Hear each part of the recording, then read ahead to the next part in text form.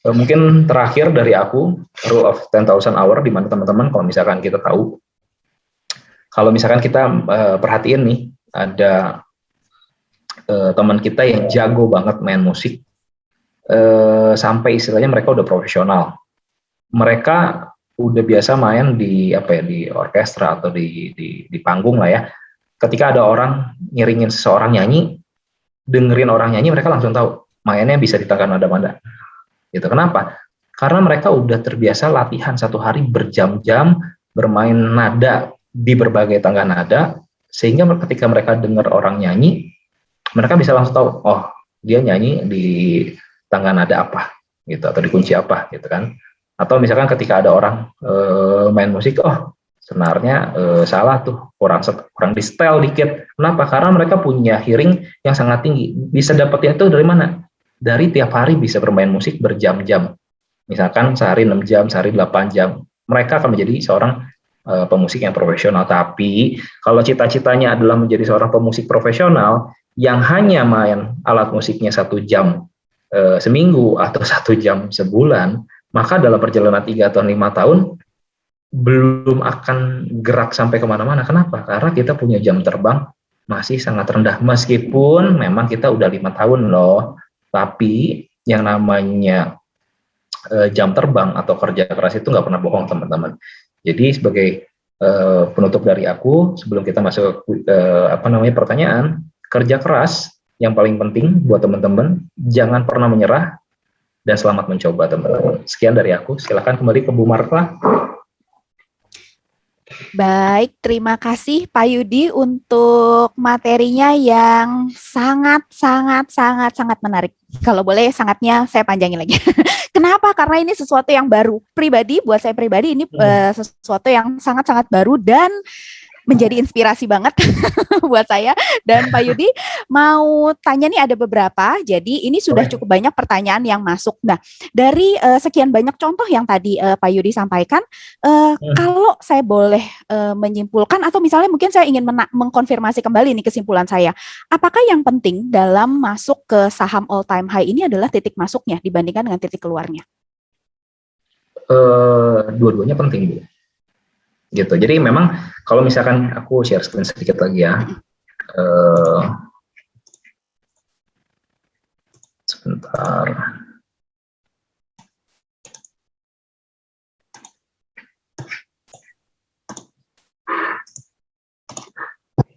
Jadi misalkan kita udah tahu bahwa tadi dia masuk ke area akun, lalu dia mulai uptrend, di mana dia pernah ada peak dari sebelumnya. Disinilah dia punya, aku ganti warna dulu, sorry. Nah, gitu ya. Nah, di perjalanan ini adalah area dia punya area all time high. Gitu. Nah, ketika harga ini bisa menembus ini, umumnya biasanya aku kasih clue sedikit, biasanya mereka akan naik sejauh 1 kali dari dasar sampai dia punya all time high. Maka ini akan jadi target 1 kali ke atas tadi biasanya. Tapi apakah selalu? Enggak juga, tapi kebanyakan terjadi gitu ya. Nah, maka entry point-nya kita ini adalah sedekat mungkin dengan titik dia punya all time high atau titik breakout-nya biasanya. Misalkan harga all time high ini bercerita 10.000. Biasanya aku akan entry di 10.100, di mana area 10.100 ini mengkonfirmasi bahwa harga ini bisa menembus daripada dia punya all time high. Tapi kalau ternyata misalkan let's say, kejadiannya harganya turun lagi ke bawah, maka kita pasang stop loss kurang lebih di area 9.900. Jadi tetap kita punya risk sebenarnya nggak besar, cuma 2% aja. Tapi kita punya upside yang sangat besar sebenarnya, kurang lebih seperti itu. Oke, baik. Wah, ini dia. Langsung bisa praktek kayaknya nih, sahabat Mirai Aset. Nanti hari Senin, apalagi mulai kompetisi, langsung di screening cara ngelihat atau screening saham-saham yang all time high. Nah, ini juga banyak pertanyaan nih Pak Yudi. Pak Yudi, kalau misalnya kita mau lihat all time high, tadi Pak Yudi ada sempat sampaikan tentang time frame-nya. Jadi, apakah harus selalu yang benar-benar all time high dari harga IPO atau sebenarnya bisa dalam periode tertentu? Nah, kalau misalkan maksudnya dia kalau dalam periode tertentu, kita kan nggak full sampai ke data IPO. Mungkin di dalam misalkan let's say waktu setahun atau 2 tahun, oh ternyata kelihatannya dia udah break all time high, udah ngelewatin semua resisten dalam 1 tahun 2 tahun. Tapi kalau kita tarik data panjang sampai IPO, ternyata waktu dia break all time high, di tahun sebelumnya ada resisten selanjutnya, maka ini menjadi hambatan ketika dia di all time high. Maka kalau kita bermain di saham all time high, perlu banget yang namanya kelengkapan data full sampai ke IPO. Kenapa? Karena di saham tersebut kalau harganya lebih atas kan pernah ada yang nyangkut yang tadi aku udah mention. Ketika harganya menyentuh dekat harga dia BEP, biasanya udah dikasih nyangkut lama, mereka akan keluar. Sehingga mereka akan kena tekanan jual kembali turun. Nah ini penting untuk teman-teman dapat data yang lengkap. Jangan sampai data yang teman gunakan tuh nggak lengkap. Kelihatannya memang sekarang all time high, nggak taunya dulu pernah ada all time high yang lain gitu. Apalagi kalau misalkan datanya nggak di-adjust, biasa kena stock split, lalu kena right issue, itu data lompat-lompat tuh. Maka teman butuh data yang lengkap dan benar, jangan sampai salah gitu. Nah, Pak Yudi, kalau misalnya dari pengalaman Pak Yudi nih, dari sekian banyak time frame, yang paling valid itu apakah yang dari IPO? Jadi pasti. Yang benar-benar all time high banget gitu ya, benar-benar pertama kali begitu ya? Oke, nah pasti. Berarti kalau time frame-nya semakin kecil, misalnya kita bandingkan time frame 5 tahun dengan 1 tahun. Nah itu yang 5 tahun apakah lebih valid dibandingkan dengan yang 1 tahun? Sebenarnya kalau misalkan yang 5 tahun dia di dasarnya akumulasi banyak banget, terus waktu dia lagi naik uptrend-nya strong banget, maka ketika dia break yang all time high 5 tahun ini akan lebih powerful. Kenapa? Sekali lagi dia mengeluarkan semua yang pernah ada di dalam dulu. Tapi kalau misalkan dia kondisinya baru 1 tahun, dia break all time high bisa nggak? Bisa aja. Tapi biasanya naik. Tapi nafasnya nggak sepanjang dibandingkan yang bentuk yang jauh lebih besar. Kenapa? Sekali lagi fase akumulasi besar dia punya uptrend jauh lebih panjang dibandingkan dia punya fase akumulasi kecil, maka nafas uptrendnya biasanya pendek. Kurang lebih seperti itu, Bu Marta. Oke, berarti bisa disimpulkan bahwa potensi kenaikannya untuk yang jangka waktu lebih panjang itu potensi kenaikannya akan semakin besar begitu ya Pak Yudi? Betul. Oke, siap. Baik Pak Yudi, kita ke pertanyaan selanjutnya nih Pak Yudi. Ini ada pertanyaan, kalau misalnya nih biasanya kan seperti tadi Pak Yudi sampaikan bahwa ada beberapa kasus yang all time high ternyata false break nih. Nah, jadi atau mungkin bukan false break, tapi setelah all time high kemudian sideways bergeraknya tapi nggak langsung naik. Nah, kalau seperti itu apa yang bisa kita lakukan Pak Yudi? Disiplin dengan stop loss. Berarti kalau kalau misalkan dia ternyata nanti break lagi valid break ke atas, maka kita baru cover balik. Kenapa? Karena kecenderungannya kalau misalkan dia udah di all time high, kalau misalkan dia gagal menembus, misalkan let's say di sini ya, dia udah nembus tapi gagal bertahan, maka kemungkinan dia akan turun. Kenapa? Karena ini yang kita sebut sebagai bull trap. Jadi kalau misalkan udah masuk bull trap dan kita nggak disiplin, ini resikonya fatal. Misalkan contoh, aku kasih contoh ya.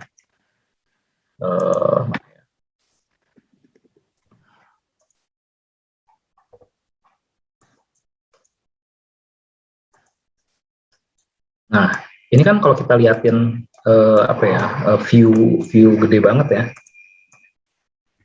Gudang garam ini kan area 100.000 di sini tuh dia udah all time high dari perjalanan dari awal banget lah, gitu ya. Karena ini trading view nggak bisa mundur lagi. Pokoknya di sini dia udah break all time high. Itu sangat bagus. Jadi kalau misalkan dia udah bisa istilahnya break dari area ini bagus. Tapi ketika dia kembali turun di bawah ini, biasanya dia kan akan masuk ke dalam range minimal ke dalam 1 kali range consolidation sebelumnya di sini. Maka kalau di sini kita nggak di-cut, di area sini kita nggak di-cut, maka dia akan turun 1 kali turun sampai ke dasar sini gitu. Jadi, nah ini kan ada di sini. Itu relatif pergerakannya akan seperti itu. Jadi teman-teman kalau di sini nggak cut, fatal. Sampai sini nggak berani nge-cut, terus jebol daripada dia punya support sebelumnya, ini makin fatal. Jadi ya nyangkut secara view besar, wah kan komponennya bagus segala macam, tapi kita harus melihat bahwa yang namanya pergerakan harga market tuh di drive dari banyak hal. bisa dari fundamentalnya, bisa dari teknikalnya, bisa dari rumornya, jadi itu banyak hal. Nah, tapi yang namanya chart itu jujur, real. Kenapa? Karena itu transaksi dan dibandingkan kalau misalkan kita hanya berbicara tentang bid offer, itu bisa fake. Tapi kalau yang dan yang udah terjadi, chartnya itu real. Jadi boleh hati-hati. Kalau misalkan kejadiannya udah all time high dan gagal, maka kita tetap harus disiplin gitu. Oke, baik. Baik Pak Yudi kita. Nah, Pak Yudi kalau misalnya nih tadi ngomongin tentang rumor. Nah, ini jadi menarik nih. Pak Yudi biasanya kan saham-saham yang all time high itu biasanya disertai dengan rumor ataupun news. Nah, menurut Pak Yudi sendiri apakah ketika rumornya itu keluar atau misalnya sudah ke publikasi atau newsnya sudah keluar, itu apakah kita bisa jual atau bisa di hold? Rumor sama news sebenarnya menurut aku agak berbeda sih. Tapi kalau misalkan kita patokannya sama news yang ada di koran-koran, mungkin news aja. Kita beranggapannya bahwa kalau yang namanya big money, maka kan dia butuh keluar dalam jumlah yang sangat banyak, nggak bisa keluar dalam waktu 1 hari, maka mereka butuh membangkitkan yang namanya euforia dari market, sehingga harga harus naik, dikerek sekian banyak sehingga banyak yang mau masuk dan mereka kebagian untung sehingga mereka mau terus beli. Nah, tapi ada satu titik di mana di technical mengenal yang namanya distribution phase. Nah, kalau udah masuk ke distribution phase, biasanya itu news banyak keluar di distribution phase. Jadi kalau misalkan udah keluar news, terus udah harganya di atas, tapi harganya udah nggak mau naik-naik lagi, itu boleh hati-hati biasanya. Kenapa? Karena biasanya itu adalah harga paling peak dari perjalanannya. Kemudian dia akan turun dulu lah minimal. Kurang lebih seperti itu sih Bu Marta. Oh, oke. Baik, nah berarti kalau misalnya boleh nggak Pak Yudi disampaikan ciri-ciri saham yang pola distribusinya tuh udah selesai? Pola distribusinya sudah selesai. Pola distribusi kalau misalkan jadi gini, kalau bentar ya, mana ya? Oh, sorry. Jadi yang sedang dalam pola distribusi nih, jadi sudah akhir-akhir begitu istilahnya gampangnya. Oke.